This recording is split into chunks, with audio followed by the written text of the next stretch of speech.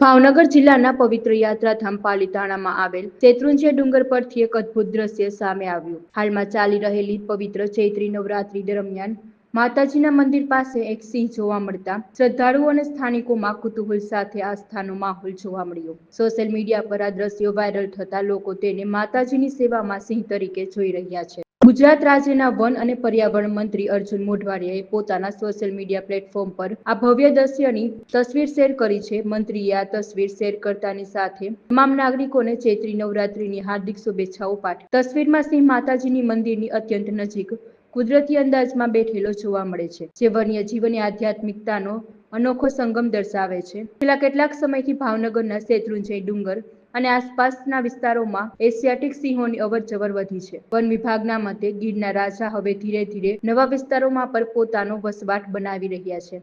શેત્રુંજય પર્વતમાળાની ભૌગોલિક સ્થિતિ સિંહો માટે અનુકૂળ હોવાથી અહીં અવારનવાર સિંહો ગર્જના કરતા સાંભળવા મળે છે.